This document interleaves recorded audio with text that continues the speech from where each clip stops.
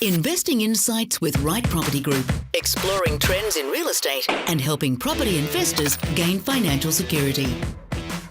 G'day everyone, how you going? It's Phil Tarrant here. I am the co-host of Investing Insights with the Right Property Group. Welcome back. Another month, another episode, and I really appreciate everyone tuning in across this podcast. Been watching with interest just the level of engagement and how we're tracking across the iTunes network in particular, and which ranks and rates podcasts, and it's good to see that Investing Insights with the Right Property Group is really forged its place as a regular participant in those top lists. Obviously, it's just not because of me, but mainly because of me, I imagine. It's probably got something to do with my two co-hosts, Steve Waters and Victor Kumar from the Right Property Group. They're both directors. Gentlemen, how you going? You know it's all about you. My job's just really try and steer this conversation. You're the talent, Steve, you in particular. How's it going? I'm going well after that introduction. Thank you very much. Yeah, I feel a lot more liberal in my commentary these days. Good segue. It's pretty good. No, it's the first recording post the federal election, and as we're recording, there's normally a bit of a gap of a couple of days between when we put these together and when we get it out into the interweb. But it would appear that the coalition is going to have a majority government, so property investors right across Australia have breathed a sigh of relief. I think the other Saturday when these results come through at about 11:30 at night, when the leader of the opposition, Bill Shorten, stood up and said, "Yeah, I've called the Prime Minister and said, yeah, I'm throwing in the towel. You guys have won it, etc., etc." So for property investors, and that's the thrust and the focus of this particular podcast, is everyone you've spoken to pretty happy about it? it's been actually amazing. Not that we track the socials terribly, but everybody's social pages just went off the charts in relation to the result. I had people on the election night, clients texting me up till midnight just with jubilation. When did you reckon? When did you say, hang on a second, these guys have got it? How early on in the process? Because I sat there watching it with a glass of cheap Sauvignon Blanc by memory, watching it unfold, and I must admit I sort of snoozed for like half an hour here and there. And I woke up at about 11 and saw the shenanigans. But when did you reckon it was going to happen? On Friday. Yeah.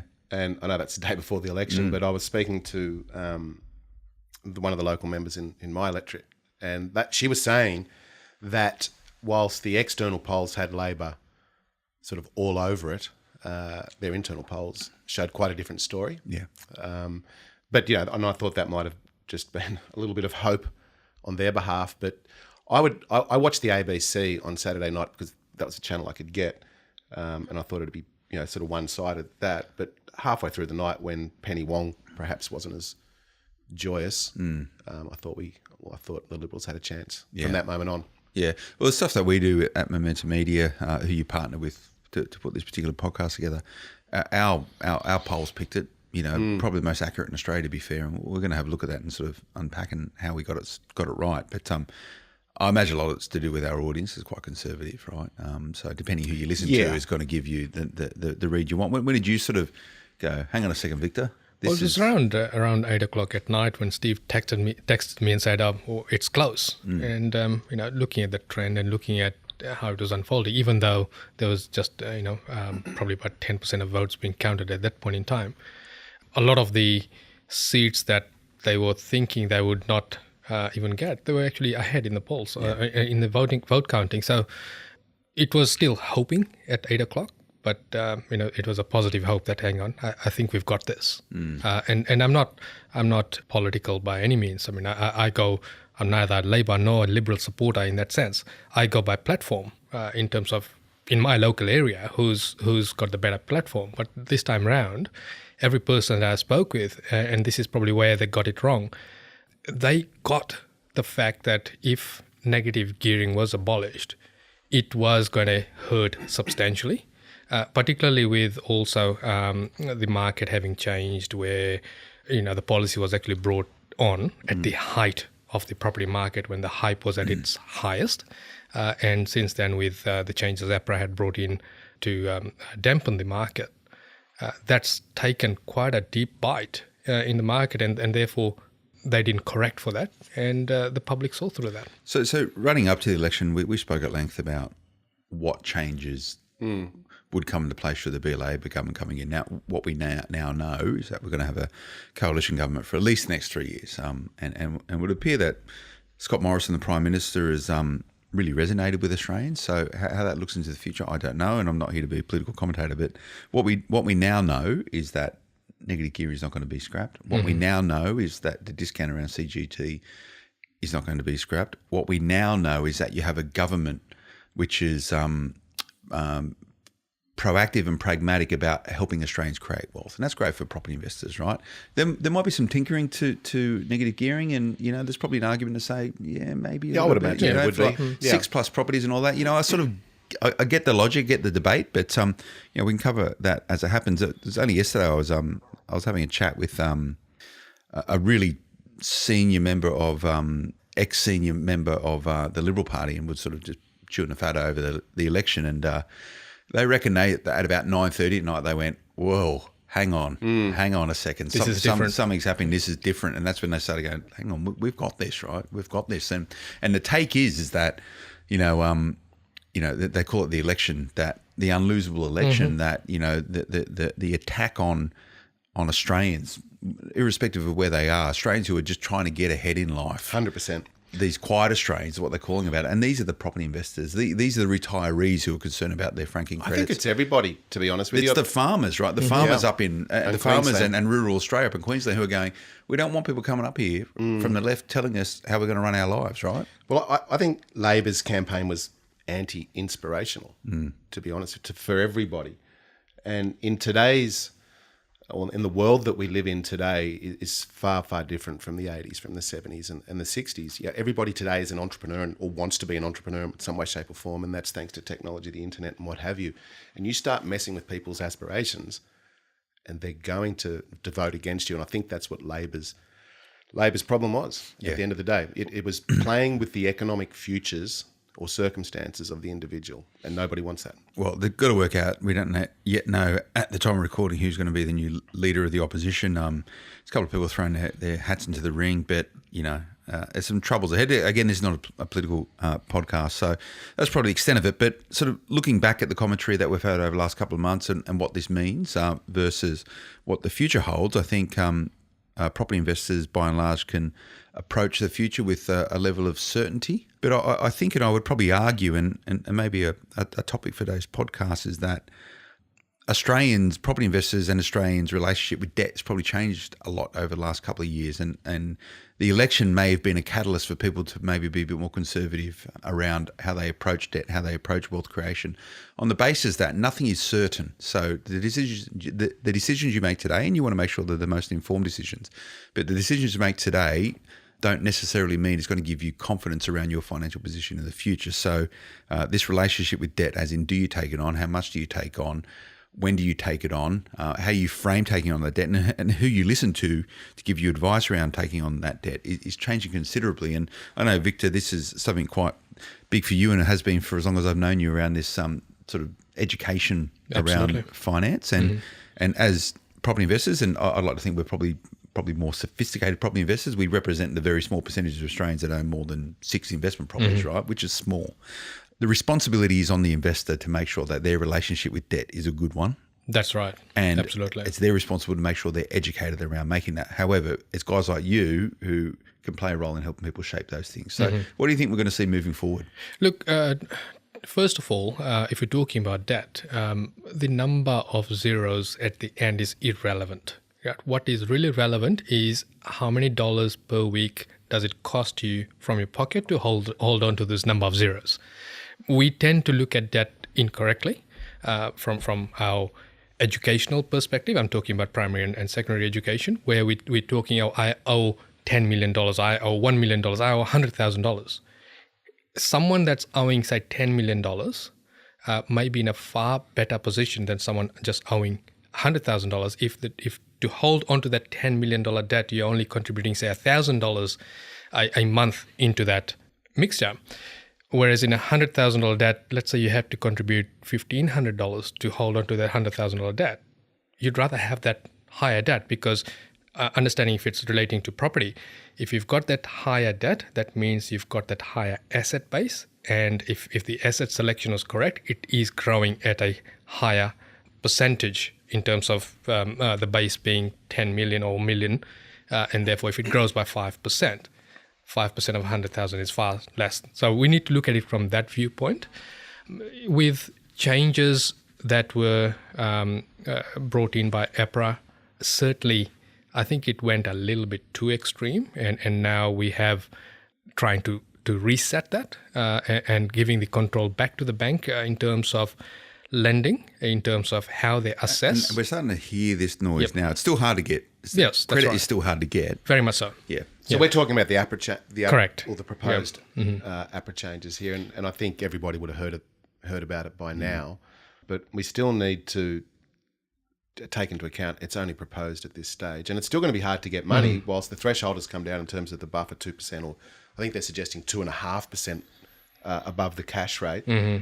There's still the almost the forensic auditing on your the accounts. scrutinising of your expenditure. Your expenditure, and so it still will be hard to get. It'll just be easier than it was, hopefully. You'll qualify for a little bit more. You'll qualify for a little bit more. So I think the numbers are, if they do reduce it, the threshold, it'll mean around about 9% more in terms of, for the average Joe or Joanne to borrow, 9% more funds. If, however, the RBA drop the rate twice, well, that could translate into an extra sort of 15 to 17%. If the banks pass it on. If the banks pass it on, and I think that's a key point as well, because not that I'm an economist, but my opinion is this: if you throw the bank or the RBA dropping the rates and the banks do pass it on, you combine that with the fight, which we'll talk a little bit further on, but the 5% first homeowners grant and then the ease of potential lending. I'm just not sure all those ingredients in the pot are for the best. Well, so much we don't know still. So going back to that remark I said, what we do know now is that the coalition is in power. What we don't know is that what influence that's going to have on property markets. Now, if you look at share markets, the Monday after the election spiked the highest it's been since prior to the GFC, right? So, but that was that wasn't just on the election. That was a combination of the American market as well. Absolutely. But it was a rally on the share market, right? Because I think, what do they call it? The ScoMo effect of the Morrison, whatever it is, right? So, and the commentary prior to the election was that should the coalition get in, sort of the economic backbone of Australia will be in much better shape than what it would be under a Labor government. So people called it, saying it'll be good for property markets if the coalition gets back in for a whole bunch of different reasons. So are we going to see a rally in the property market moving forward? Who knows? But when you talk about APRA potentially softening serviceability requirements or making sure that, or allowing banks greater flexibility to how they assess borrowers, all these things can potentially spark a movement, positive movement in share markets. In property markets. We don't know what's going to happen yet. So this comes back to how you approach this period moving forward. Now, my recommendation is not advice, and anything we say today, by the way, is just general in nature. As a bit of a preamble, there's nothing specific. Is that you don't need to rush at the moment. Wait and watch. But get your stuff right. And getting your stuff right is getting your finance right. And that means getting your relationship with your finance right. Now, a lot of people, we're quite fortunate with this podcast that we have investors who are just starting out. And you guys have a lot of experience in dealing with these people and hand-holding, because for a lot of people, it's a big decision to start investing in property, through to people with huge portfolios, right? So getting this relationship with your finances sorted out. Now, Steve, what would be, when you're chatting with someone who's new to investing, who are thinking about money and thinking about debt and thinking about their relationship with debt, what would be your counsel to them to actually set them up for a long-term sound relationship with how they approach financing or how they approach a relationship with debt? What would be how they approach the relationship with debt? Or a couple, because then that's a different dynamic again. It is. It would be to identify their own risk profile is one of the very first steps, because a lot of people go into debt thinking that things will never change. Yeah, things that will never change, and that they will actually be okay with, whether it be $500,000, $1 million, $10 million worth of debt, until they have to put pen to paper and then things change. Or if we have a hiccup in the economy, such as the potential gearing changes or interest rates go up, whatever it may be, and then perhaps the truth comes out on what their risk profile is. So identifying the risk profile, I think, is ever so important, because there's an inflection point that people need to identify between their risk profile and also how much time they have left for investing. So someone's risk profile might be far different than if they're, say, 55 or 60 versus someone who's 25 and has another 40 years worth of and the work in front of them. reason why I say that is that if they get it wrong at age 50, 55, there isn't enough time to correct it. There's no second or third attempt. That's right. Yeah, and I think that's where they have to identify the risk profile and therefore the strategy that they execute accordingly, as opposed to if you are 25. And the types of properties they buy and what they do with it. And if you look at the APRA changes that are flagged, the first thing that's going to happen is that there's 3 weeks of consulting period. I think 20th or 18th of June is when they handing it fully onto the bank once they have their dialogues. And then we got to look at it from the bank's perspective as well. They will have to change their infrastructure as well. They've spent all this time changing their infrastructure in terms of the changes APRA had brought in. Now they've got to reverse all of that, and that'll take time, right? So it's not like that APRA's made the announcement today and someone's clicked the magic button and everything the switch will change. turns on. Yeah, It will be a gradual thing that will come in. So if you reverse this back late 16, early 17, when the brakes were starting to be put on, it took about 6 to 8 months for it to gain traction before you could actually see any tangible effects from a lending perspective, even though we had called it way back then to say, get your house in order. And liquid. Yeah, that's right. Yeah. And just because you can borrow more now with these changes that are coming in, doesn't mean that you go ahead and borrow as much as you can. So the metaphor there is that it's like a ship, right? It takes a long time to turn or stop. But when it's sort of got momentum and going a particular way, it's going to have this sort of groundswell and keep pushing forward. But just because APRA may do this and the banks pass it on, there's still massive bottlenecks in terms of lending in certain areas. So if we take inner city apartments with there's more than 30 apartments off the plan, take Citibank as an example. They've just reduced their LVR position down to 65% on that sort of stuff. So it gives you an insight into the sort of asset you're buying, right? Yeah, exactly. Maybe another time, but another podcast. Off the plan versus not. Yeah. But what that does, just because once again APRA is perhaps going to release the brakes, that's not going to help those that have got off the plan. Yeah. So this we're talking about this relationship with debt, but what we're probably really getting at, Victor, in the context of property investment is the way you framed it. It's about cash flow. So it's what's actually coming out of your pocket and your ability to hold it. So whether you're holding 10 million, 1 million, 100 grand in debt, it's the impact on you from a cash flow perspective, which is key. So we've touched on this in a number of podcasts, but we've never really drilled down into it. And this is the difference between cash flow and growth. So why do you invest in property? Most people invest in property to create wealth. Yep. How do you create wealth? The property goes up in value, right? But if you can't hold on to the property because you can't afford it, it doesn't work out. So cash flow versus capital growth. How do you balance the two? Look, the traditional approach is to only focus on one side of the equation, which is the growth, right? Our approach is to look at both sides of the equation. It's no sense having a property that has got phenomenal growth prospects unless you've got the ability to hold onto it until the growth actually happens. So therefore, you have to, first of all, look at cash flow. In other words, the ability to hold on. And the ability to hold on is different for every single person because your income's different, your expenditure pattern is different, your exposure to debt is different, the types of assets you hold, the type of job you hold, they're all different, right? So we need to bring it back to individual level. So there is no one magic formula to say that your cash flow has to be this. It comes back to the household budget to begin with as to how much is left over after your basic necessities and the nice to haves that you can use to invest. And if I look at my own personal circumstances, I split my money 3 ways. A third goes into investing, a third goes into your basic necessities, and the third goes into planning for tax and holidays and all that sort of stuff, right? So it is clearly marked. Now, I get that most people might not want to do that, but we do need to isolate some money to be able to channel down the investing path And I don't mean by that, I don't mean your lump sum money. I'm talking about cash flow, the money coming monthly. I think if you're going to get yourself into multiple millions of dollars worth of debt, well, then you do need to approach it far more seriously than perhaps if you've just got a $4,000 credit card. Yeah, absolutely. And that means the asset type as well. It may not just be property, but just coming back to one of the points you made earlier on, which is if people are investing for growth only, and clearly the income is there to be able to pay the debt whilst that growth happens. Yep.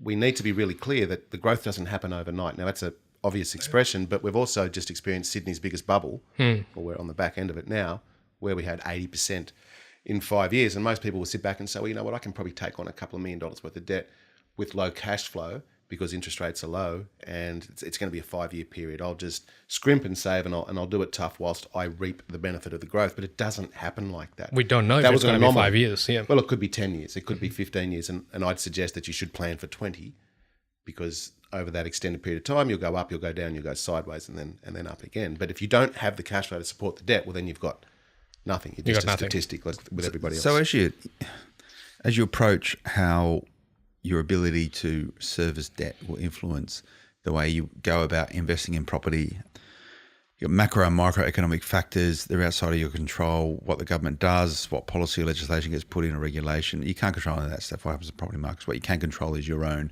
position and your relationship to those things to make the most informed decisions. Now, you're in an environment of, we've shifted from an environment of a lot of uncertainty into a little bit more certainty, but there's still a lot of unknowns. What's going to happen with the property markets, right? What's going to happen with interest rates, what banks are going to do, what's going to be their access to funding, how that's going to influence your interest rates, all this sort of stuff.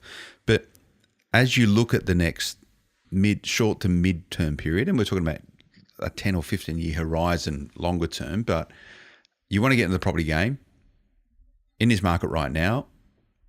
Could it be the best time in a generation to get in the property market? Is it the worst time in a generation to get in the property market? Where you should be investing, what you should be investing in. Now, let's just break that down a little bit.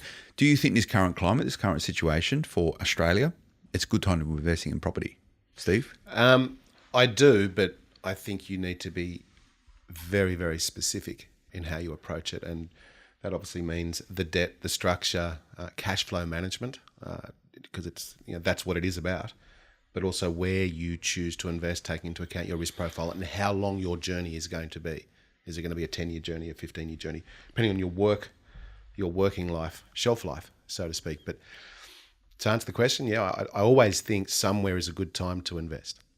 It's as simple as that. But there's so many things, like you just rattled out sort of 10 different attributes which might influence the way in which you approach investing in property right now. Like how do you work that out? Because I got confused. Listen, I sort of like to think I know what I'm talking about, right?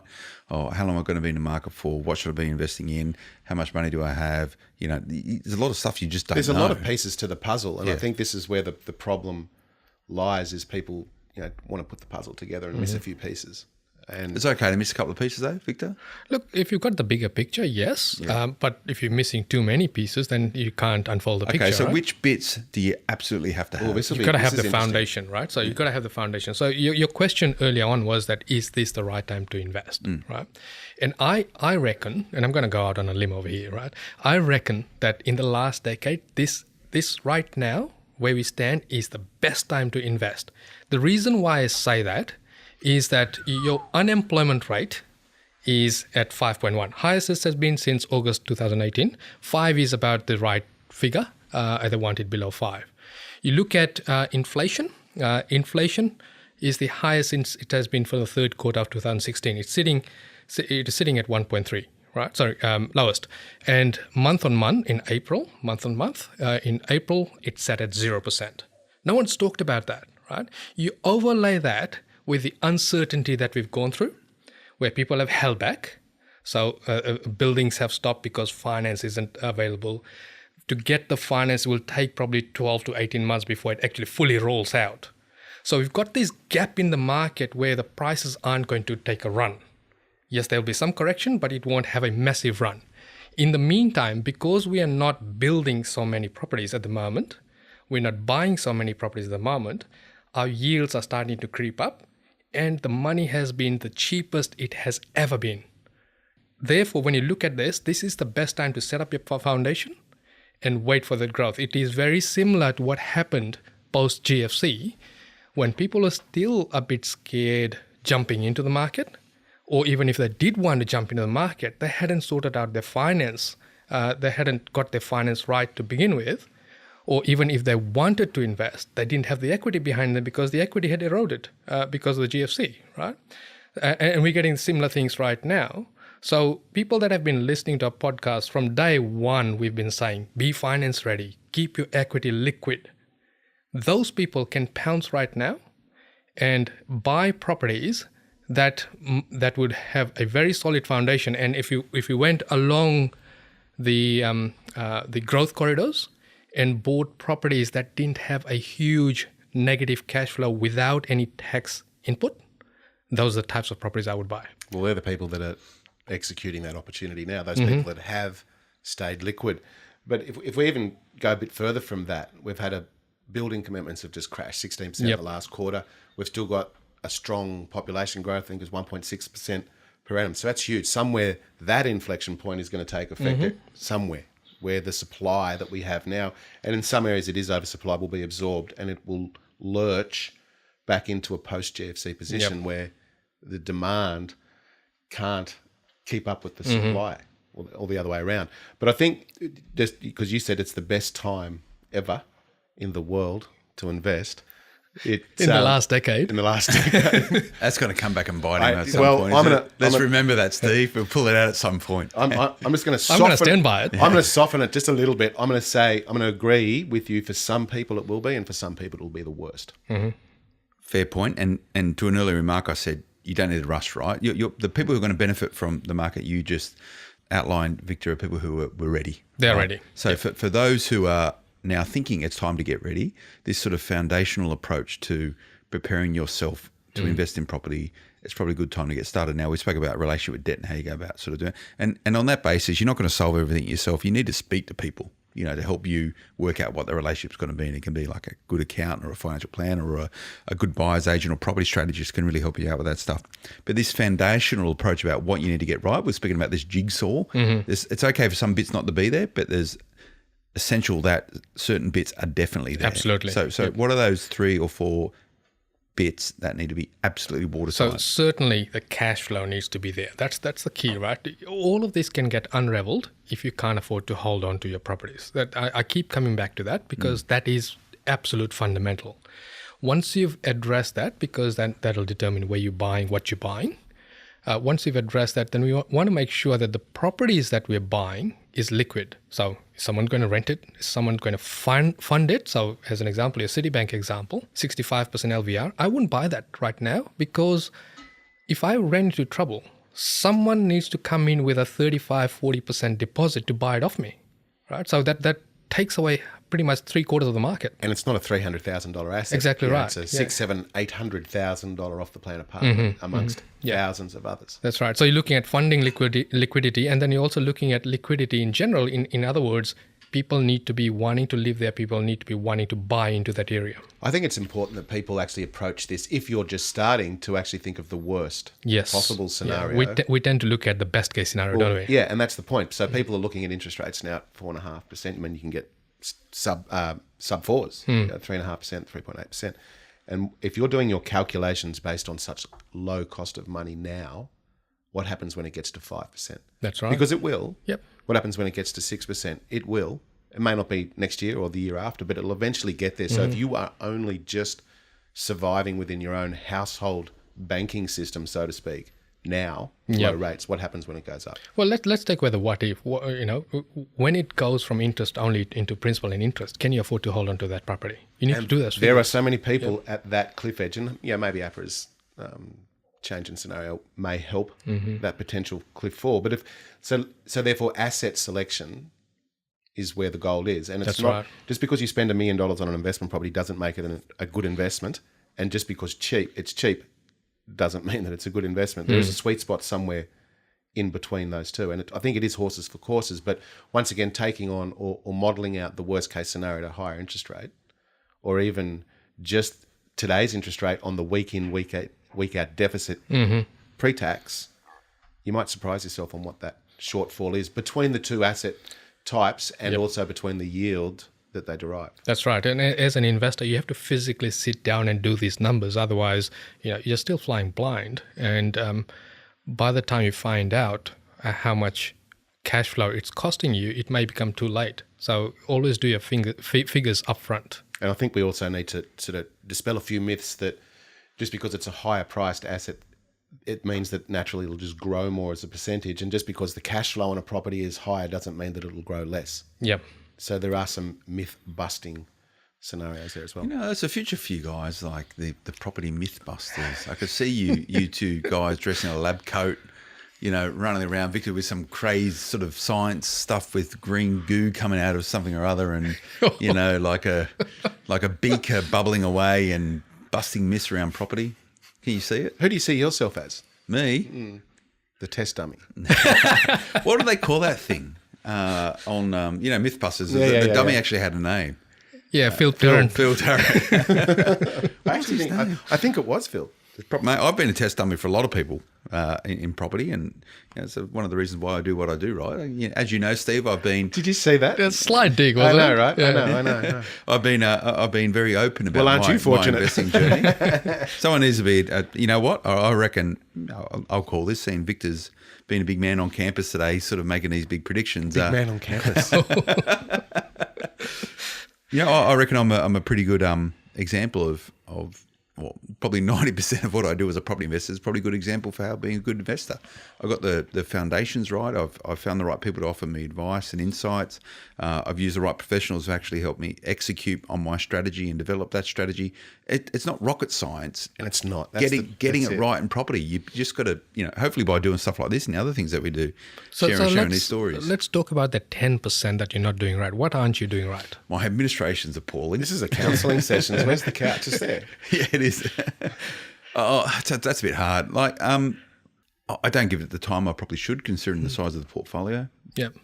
But and the result of that is probably cost me a few more bucks a year to hold on to it. 25,000 just to be exact. It's actually more than that, and I think it costs each property in my portfolio costs, I don't know, between $2,800 and $3,000 a year to hold. We're talking about the interest rates, but that's another podcast. But that's obviously everything, right? My visibility to my portfolio is probably pretty bad. Sometimes, like, there'll be points when I'll have someone doing the thing for me, and I'll go, "What? This thing hasn't been rented for 3 months. Like, what's going on with that?" And there's the danger. Yep, exactly where I was heading. If something's not rented for 3 months and you haven't got and you haven't felt it. You haven't felt it. That's dangerous. It's dangerous, right? Yeah. Or because you just don't know, right? So But you haven't felt it. Like you're not living on 2-minute noodles to support that's your property right. But habit. there is no excuse, and I'm obviously making excuses, but there's no excuse for not being connected with your portfolio and connected with your numbers. And I think this is where... That's the 10%, Victor. Yep. Where I could do better. I'm not appalling at it, but I could be better at it. No, but you're pretty crap. It's adequate at best, maybe. Adequate at best. I like that. But I think, so we've talked about, potentially identifying your risk profile, choosing the right asset, cash flow, and that could be a 4-hour podcast about cash flow management. But Phil actually raises a really good point. It's, well, now that you own the property, there is admin work. There is admin work, but the cash flow management side of it and actually feeling or always being connected with the portfolio can be the difference between falling back on your sword and losing everything versus actually propelling yourself into the next investment, whatever that looks like. So, taking you on that vein, I run my finances for the property portfolio in a interesting way, in the sense that all of the income, so all of the rent, comes into the one account, regardless of entity, and all of the mortgage repayments goes out from that account. So I've got very clear visibility if the account balance keeps dropping, that hang on, something's wrong. I might not have picked something up. So if you've got multiple properties, perhaps you need to re-look at how the money comes in and how the money goes out, so that you're setting up several stopgaps, so that if you get too busy, the account balance flags to you that, hang on, there's something wrong. We need to look at that. Yeah, but let's be real. Like, it should really only take a maximum an hour. I was going to say a couple of hours a month. Yeah. Really, it's not that. So you but that bites into his fish and chips time. It does. Well, it does. But no, that's just the data entry. Yes. But then if we start talking about, you got to start chasing up quotes and repairs and maintenance, Fixing up driveways. fixing up driveways. But you know what? But this is going back to your relationship with debt and money. You got to be accountable and responsible for doing this stuff. You know, as much as you try and outsource it, you're still accountable for it. Well, this is it. And the more zeros, even though Victor said it's just zeros, there is a psychological event. Look, there is. Going on in your head, with 3 zeros versus 10. And I think you should approach it differently once again. Yeah. And I think your relationship with money, a lot of it's going to be a lot of your relationship with money initially is going to be how you've grown up with money. But that shouldn't really dictate the way you approach and have a relationship with money into the future. I think that's a really, really important point. A lot of people grow up in, let's call it a more conservative household where the relationship with money has always been you pay your mortgage down, you live in a house, that's about it. You try and live quite frugally. And if you've grown up on that particular mindset around money, it can be very hard for people to shift into a different gear. And I imagine you see it all the time, Steve. All the time. And so let's extend that out. So as I mentioned earlier on in the podcast, everyone today is an entrepreneur or a wannabe entrepreneur. So what happens to next generation and their relationship with debt, and especially if we're getting it wrong now, well, then it could be diabolical in the future. And the reason I say that is because, once again, planning for the worst and perhaps being a little bit more conservative on outcomes will actually hold you in good stead. Absolutely. For the future. And typically, or to be precise, more about the cost of money, because the relationship you have with debt is also steered by the cost of money at that point in time. Here's a hypothetical for you, Victor, and I'm sure you've seen this a lot in the work you've done with your clients. What do you do if there's a fracture between two people and they have a different relationship with debt, but they're in it together? And I'm talking maybe, two people investing together or partners investing together, and one of them has a poor relation with debt and money management, one has a great relation with debt and money management. How do you sort this out? Very hard to sort out. Yeah. Very hard to sort out. You need to be on the same page to begin with money, because most divorces, most separations happen around money. Yep. And relationships break down because of money. If you got a common goal, so if you sorted out your common goal as to what you're achieving and dedicate a certain amount of funds towards it, it tends to mitigate that, so that you can still spend with whatever you want in terms of your discretionary spending, so long as you're quarantining a amount of money towards the portfolio, towards investing.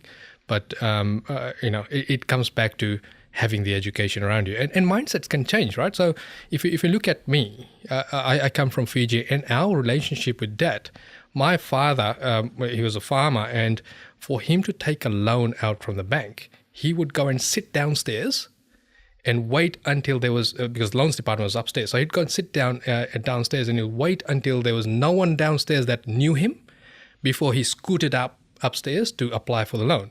So my relationship with debt at that point in time was that debt is really bad because it's got a stigma to it, because that's how I grew up. So it's a part of educating yourself, making sure that your baggage that you grew up with, or the paradigms that you grew up with, is actually challenged, and making sure that you're up to the times. That's a good point, because conversely, debt is almost worn like a badge of honour now. Yeah, absolutely. And that's just as dangerous. Well, you're actually able to get it. You've got a rubber stamp that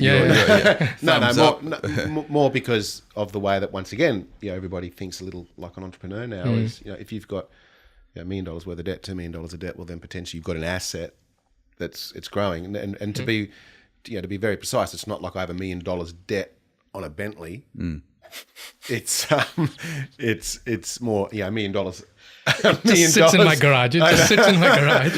Let's talk about good and bad debt. Well, that's it. I mean, going back to Robert Kiyosaki, all the way back there, and he was a pioneer of that time, and I think he said it very well. So I think, just to summarise then, this relationship with debt, I think it's an important point that everyone, if you're looking to invest in property, you need to actually understand and have an appreciation what your relationship with debt is today. And you know what? It's probably going to change.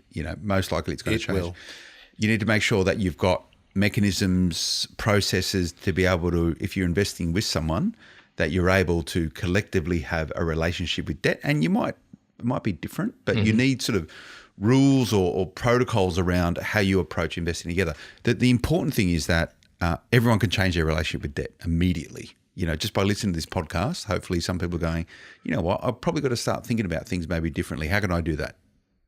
You can read, you can listen to other podcasts, you can immerse yourself. There's information galore about how you can be better educated on debt. And I think that's the opportunity for everyone, is to educate themselves more. Absolutely. I think if you just and people who have a good relationship with debt, I think it's incumbent on guys like us who we're quite happy to talk about debt, that financial literacy for all Australians, I think, is something that can be improved. Well, I think, and I really like that point. I think if I was a politician and I had a platform, it would be about that exact thing. Is teaching kids about financial management, what is good debt, what is bad debt, and if I now come back to the main point about debt, is that if you really want to simplify it, just break it down into two portions: productive debt and non-productive debt, and that should make it a little simpler for you. And then also plan as to how you're going to get out of that debt. What's the end look like? Plan for the worst. Yeah, we'll plan for the best as well, right? As Yeah, property don't be- investors, we're all planning for a retirement. Your retirement probably driving in a backhoe on 1,000 acres somewhere and just moving dirt around. Victor, I don't know what your dream would be. Well, what's the Happy Gilmore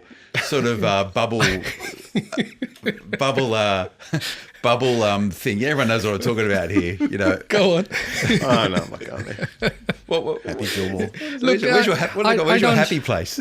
My happy place. It's probably in his bowl of Carver. Probably in his basement counting his money, I reckon. But that too. The right? Scrooge Uncle McDuck Scrooge of, with the gold coins. Yes. Now, look, I can't see myself not having a say in the property industry. Right? It gets me out of bed. But there will come a time where I do need to ease back, and if that's the case, then I'm not someone that travels a lot or has expensive hobbies or anything like that. I prefer to sit around with friends, have a yarn, and live life at its terms. Yeah, that's fair, and it's a good thing about where we are today and this great nation we live with, which now seems to have some... Spring in its step. Spring in its step. It's a good point. Spring in its step. What's Morrison's mantra? A fair go for Aussies that have a go, and I think all property investors are having a go. Well, they're having a say in their future, right? Yep, and that's what we're all about. If you enjoyed, Victor, our question today, what's come through on the emails recently? Anything in particular that you want to cover off? You've caught him. But I tell you what, we did have. We had some really good feedback. Yes. I didn't actually tell you about it. That we had a listener called Leanne G, is what I'll refer to her, and she'll be listening now, and you know who I'm talking about. And she actually really appreciated just the simple form in which we deliver the information. And we try to do that quite deliberately. We don't want to be overcomplicating things and sounding too scientific, because it can get a little over the top. And specifically for you, Phil. Oh. No, she didn't say anything. Oh, okay. So thank you, Leanne G. I know my role, and it's really just to extract the best out of you guys. So, and I say today I've done a pretty mediocre job, because what you've both said has been pretty average. But luckily, I'm here to support and fly the flag and keep this thing moving forward. So Lucky Phil. Lucky Phil. No, thanks, guys. Appreciate the insights. I think we've covered off some really good stuff. A little bit philosophical, but that's okay. Money can sometimes be that way. It's how you choose to approach it, and the mechanisms you have in place to be better at managing your money and your relationship with money. But also, it goes back to my point, you can't blame anyone if you've got a bad relationship with money. You got to sort it out yourself. Or live with it. Or live with it.